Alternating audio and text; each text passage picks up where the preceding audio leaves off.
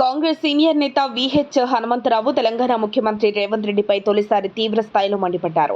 BRS నేతలను కాంగ్రెస్ లో చేర్చుకోవడంపై VH తీవ్ర అసహనం వ్యక్తం చేశారు. బీఆర్ఎస్ నేతల ఇండ్లకు వెళ్లి రేవంత్ తన స్థాయిని తగ్గించుకుంటున్నారని విమర్శించారు.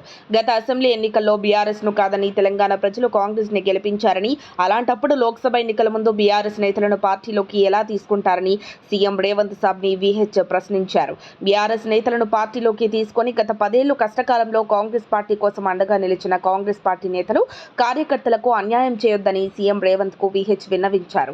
రేవంత్ రెడ్డి స్వయంగా బీఆర్ఎస్ నేతల నివాసానికి వెళ్లి వారిని పార్టీలోకి ఆహ్వానించడం సరికాదని విహెచ్ అభిప్రాయపడ్డారు.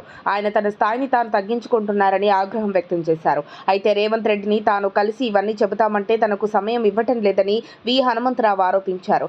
బీఆర్ఎస్ హయాంలో అక్రమంగా డబ్బులు సంపాదించి ఇప్పుడు కాంగ్రెస్ అధికారంలోకి రాగానే పార్టీలో చేరుతున్నారని దుయ్యబట్టారు.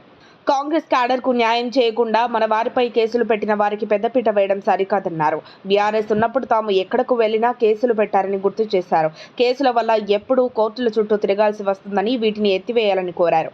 రేవంత్ రెడ్డి ఒకవైపు కాకుండా రెండు వైపులా వినాలని అభిప్రాయపడ్డారు. తాను రేవంత్ రెడ్డికి వ్యతిరేకం కాదని, ఎవరికి అన్యాయం జరగవద్దని తన ఉద్దేశాన్ని విహెచ్ చెప్పారు.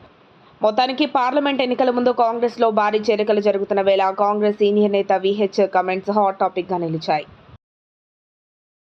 మరిన్ని అప్డేట్స్ కోసం మా కాయ్ టీవీని సబ్స్క్రైబ్ చేసుకోండి. మా వీడియో కనుక మీకు నచ్చినట్లయితే లైక్ చేయండి, షేర్ చేయండి. మీ విలువైన అభిప్రాయాలను కామెంట్ బాక్స్లో తెలియజేయండి.